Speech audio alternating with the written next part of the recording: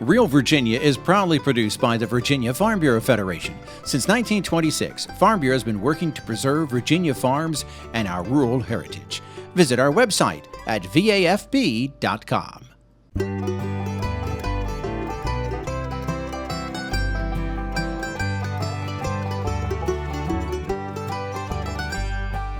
Home will always be Virginia, between the Blue Ridge and Chesapeake Bay, Atlantic to Appalachia, home in my heart always.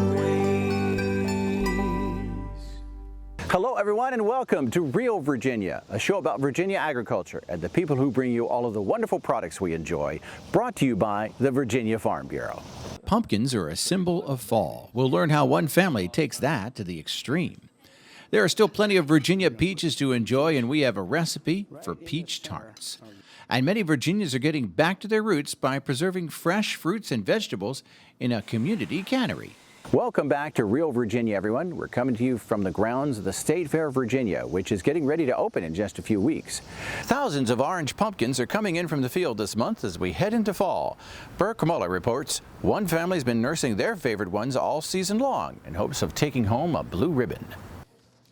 The State Fair of Virginia is less than a month away, and pumpkin growers are getting ready for one of the fair's most popular competitions, the Pumpkin and Watermelon WeighOff.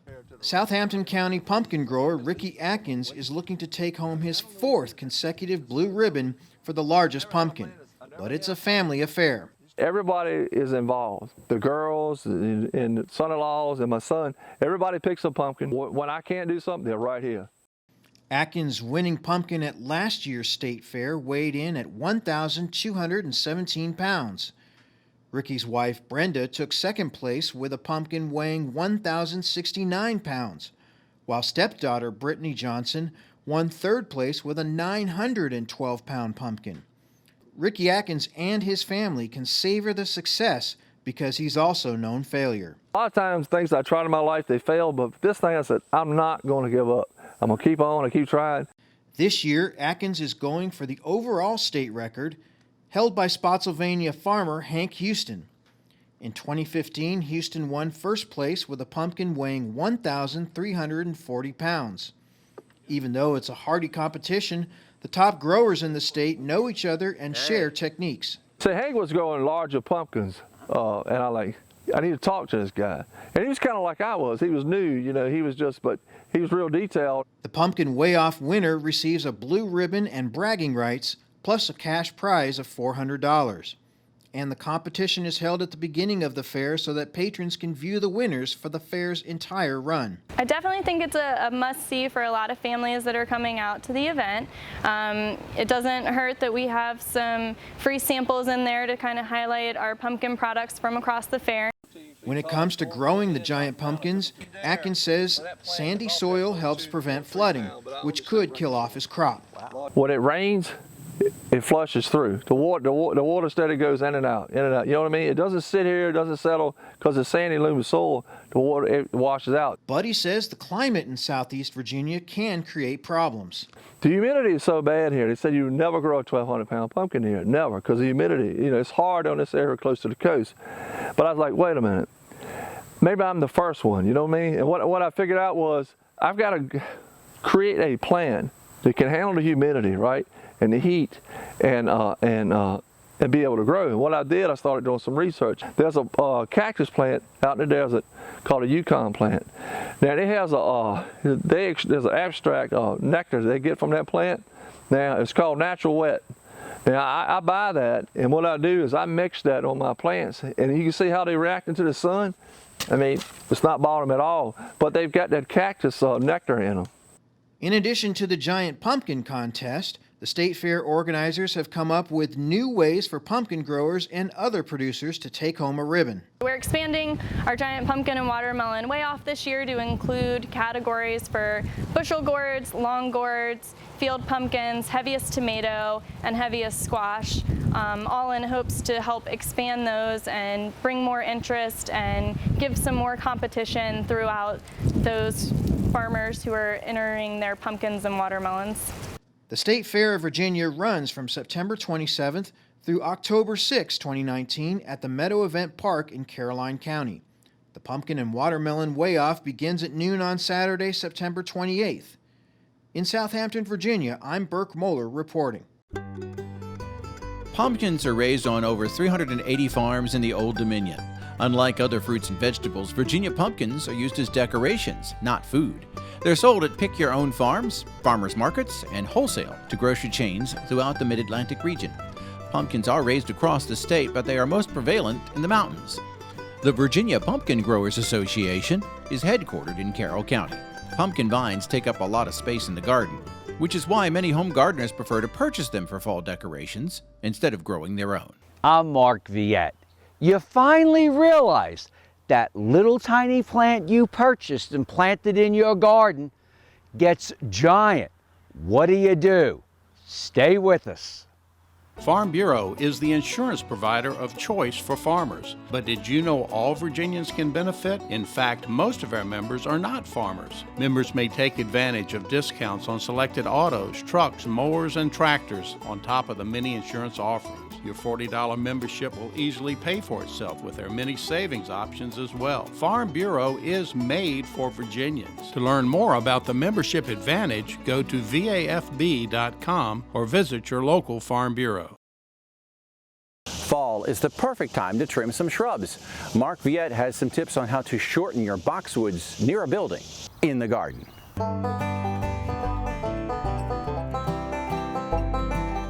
Generally, we plant plants too close together. You should look at the height of the plant. Sometimes the height of the plant determines how far apart it should be from another plant. Here are two boxwoods that were planted slightly too close. On the other hand, had we come in and did some maintenance pruning maybe 2 or 3 years ago, we would have prevented some of the dieback because of too much shade inside these boxwoods. You know, it's hard for us to pay attention to everything in a garden, but had I looked at this earlier, I would have said, wow, I could have done a little better pruning than what you see here. This plant will eventually fill in and grow back and look better than what you see. What you'll notice here is the windows are all blocked. Now, unless you're somebody that likes privacy, yeah, I know some people take newspapers and tape them up on their windows for privacy. Well, we're not going to do that with this boxwood. The boxwood also could cause problems with your siding of the house or the painting of the windows, because you really do need to sometimes prune these back and open up this area. And if you look at the plants alongside this boxwood, the crepe myrtle's declining.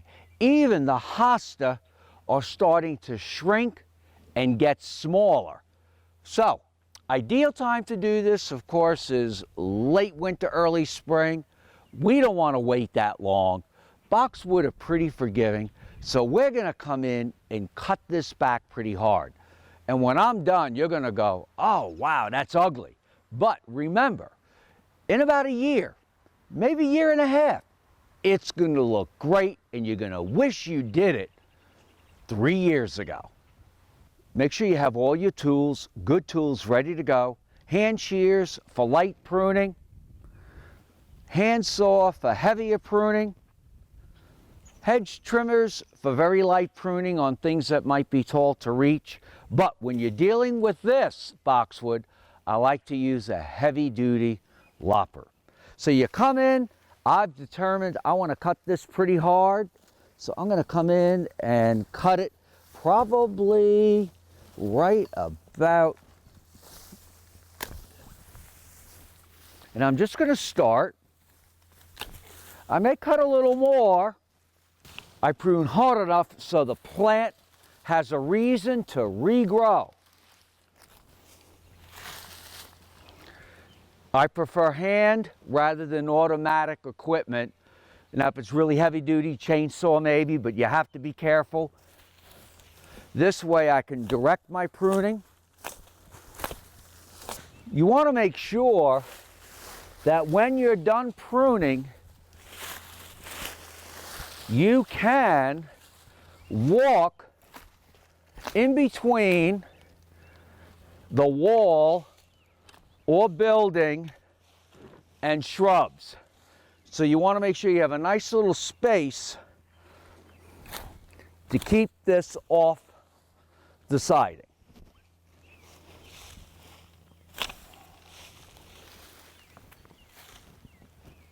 I'll usually come through with the hand shears, touch it up, any straggling branches. You're going to come back in about 6 weeks, and if there's any growth that's completely dead or next spring, you would remove it.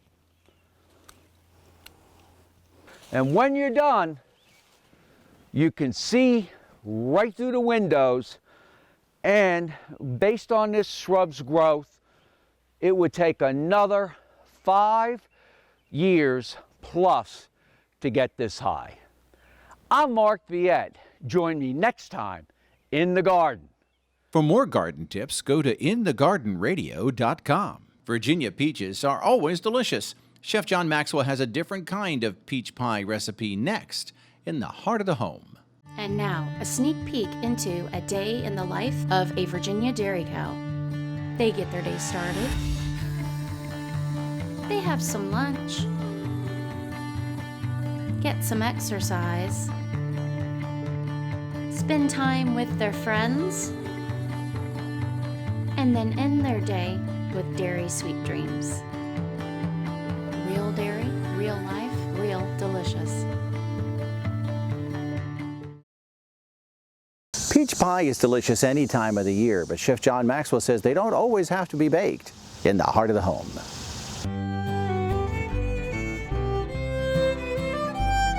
Hi, welcome to the Heart of the Home. I'm Chef John Maxwell, and we're here in Meadow Hall at Meadow Event Park in Doswell, Virginia, where every week we get a chance to play with some great Virginia food.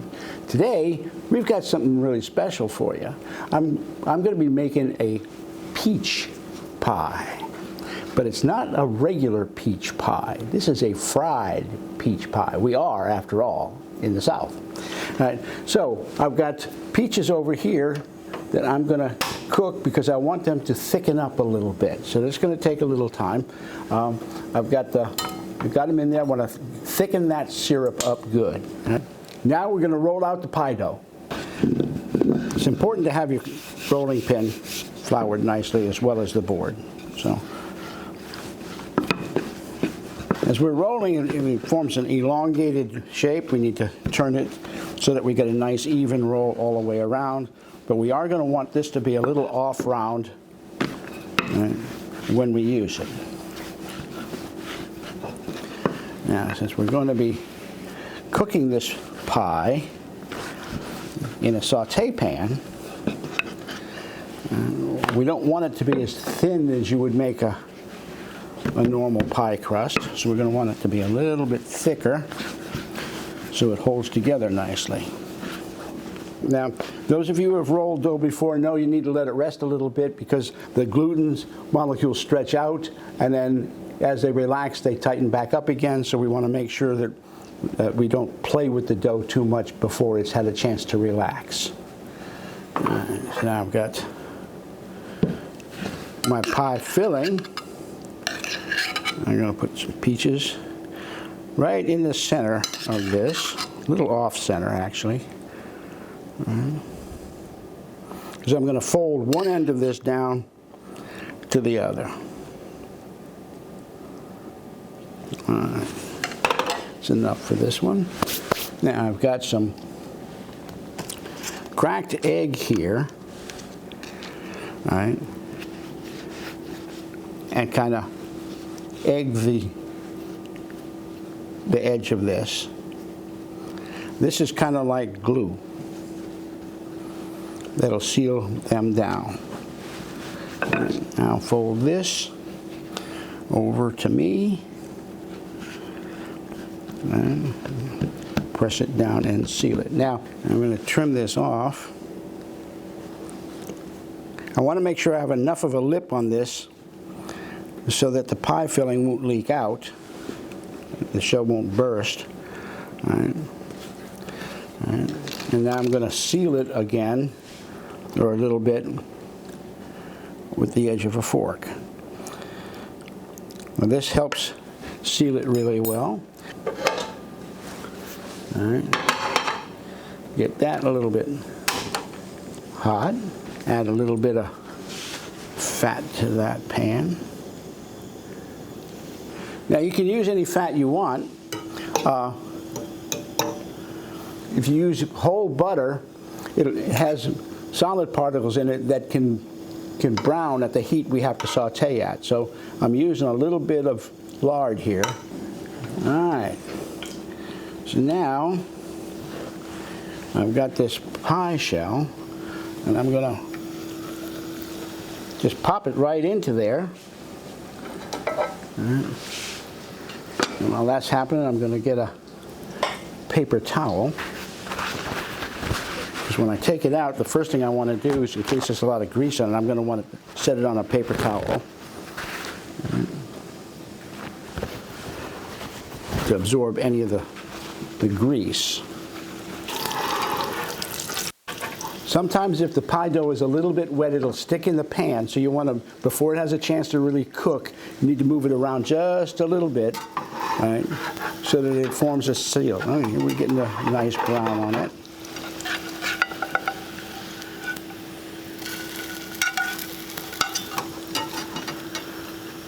Okay. I think this is about done. All right. So I'm going to get a plate over here. Take this out of the pan and just touch it a bit to the paper towel to absorb any grease that might be left on it. All right. And now I'm going to go onto the plate.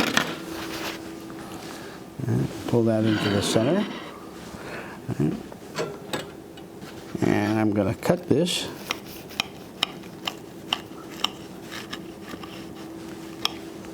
So we can see what it looks like inside. And here we got a fried peach pie. Welcome to Virginia. So join us next week on Heart of the Home, where we get to play with great Virginia food. Recipes from the heart of the home can be found on the Virginia Farm Bureau website at WeighOff.com, as well as on Chef Maxwell's website at ChefJohnMaxwell.com. Peaches are usually grown with apples and other tree fruit in Virginia, and peach orchards can be found across the state. They're raised on more than 300 farms in the Old Dominion, typically in small orchards of less than an acre. One reason Virginia peaches are relatively rare is the weather. A late spring frost in April can wipe out a lot of peach blossoms. Both clingstone and freestone peaches are raised here, and they are a true summertime treat.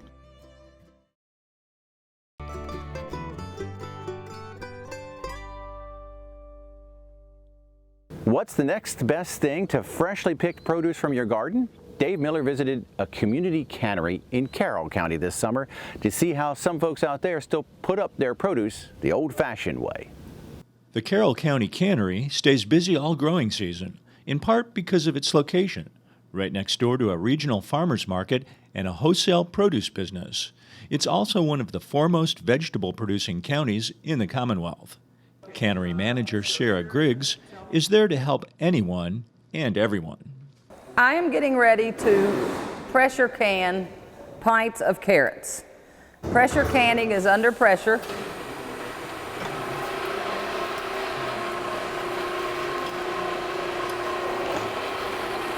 So I'm lifting them and we are going to the retort.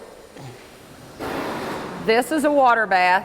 These are retorts. These are pressure canners. And you have to lock it down good or steam will evaporate. This hermetically seals it for at least 3 years, if not 20 years. This is the canning process of hermetically sealing your product. Many local gardeners use the commercial cannery for convenience and efficiency. While most home canning pots can handle 6 or 7 jars at a time, you can save time and work by canning up to 76 jars in a batch at the county cannery. We had a wonderful crop this year. We washed our tomatoes, quartered them, and froze them until we had enough for our batches. And today we're making spaghetti sauce and salsa. Becky's husband, Roger, is especially proud of his homegrown carrots. He says one way to know what goes into your food is to can it yourself. Yeah, a lot of people say, well, you know, they're probably really soft, but no, they stay real firm and once you can them like this. And then what we use the most of them for is in soup in the wintertime, put them over into the soup. So they do stay and they taste just like they're fresh carrots. The county and the Commonwealth help build the facility, and it draws canning enthusiasts from the entire region. We get people from as far away as the 81 corridor, folks from North Carolina, and of course our locals. The physical space in the cannery is actually very nice. It's clean, it's safe, and you get help to produce your products, which is something you just don't get if you're canning at home. If you have a question, there's a certified cannery operator to answer that question for you. As for the products that are produced in the cannery, it's a mixed bag. We have some commercial people who come in to make products for market, and then we have other folks that are just not wanting to heat up their home kitchens in the middle of the summer when it's time to can those produce as it comes out of the field. I have some local miniature cucumbers that I am going to do dill pickles with. I have some beautiful yellow summer squash that I'm going to do bread and butter pickles with. And then a whole bunch of different veggies in here that I'm going to do a pickle salad. We have these cute little cucamelons, carrot, okra, cauliflower, and deep down in there I also have some butternut squash. And each one of these things has a different brine that I'm going to use. And we're going to get the brine rolling with the boil, can them up, and then process them in the hot water bath, and I'm good to go. The process of preserving food through canning can be learned by newcomers, but for a lot of Virginians, it's something they grew up with. Canning is an art that is passed down from generation to generation. You can come to the cannery and observe and learn how to can, which is how I did. I learned from a granny lady that taught me canning takes time and preparation. Beside me, to my left, is my dad, who's 90 years old. And until this summer, canned here every summer that it's been available. And both my grandmothers, my mother and my dad, have all canned. I grew up canning with them. And I can at the cannery because when I'm done, all my cans are processed. They're done in an efficient amount of time. I can transport them home and put them away the next day and not have to worry about them. So it's absolutely fantastic. When I go home to a clean kitchen and a cool house. There are 11 community canneries in Virginia. If you're interested in preserving your own produce in a safe and efficient manner, it's worth the time to look up one near you and take advantage of the convenience of a commercial cannery. In Carroll County, Virginia, this is Dave Miller. We're so glad you could join us to celebrate all the bounty that Virginia has to offer. From your kitchen to your lawn and garden to our wide open spaces, we're proud to say that this is real Virginia. So from everyone at the Virginia Farm Bureau, thanks for watching and make it a great week.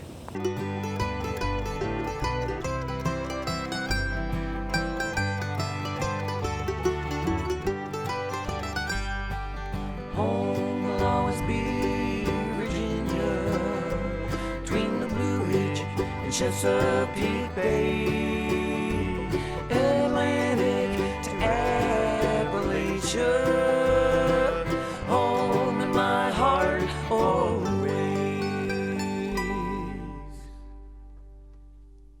When Terrence grills burgers, he knows that just because they look finished on the outside doesn't mean they've reached a safe internal temperature of 160 degrees Fahrenheit.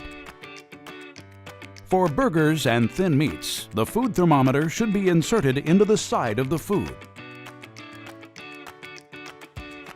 Now he is sure his food has gotten hot enough to kill any bacteria present. For more information on using a food thermometer and proper cooking temperatures, visit foodsafety.gov.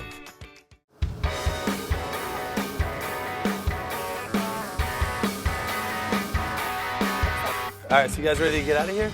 We're getting pretty low on beers. Do you guys want to go fill up? All right, cool.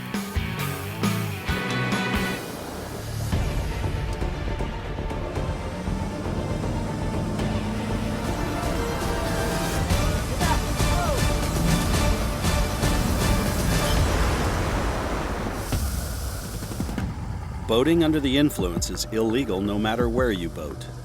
Law enforcement officers will be conducting heightened enforcement patrols during Operation Drywater, looking for boaters who are boating under the influence. Alcohol is the leading contributing factor in recreational boating deaths. Stay safe, stay sober, never boat under the influence. To learn more about the dangers of boating under the influence, visit operationdrywater.org. All right, give me a spot. You know my motto, safety first. They could be dangerous. I think we should call animal control. Animal control? To be safe. Don't worry. Just... I got this. It's a new motto. You don't have to be perfect to be a perfect parent. There are thousands of teens in foster care who don't need perfection. They need you.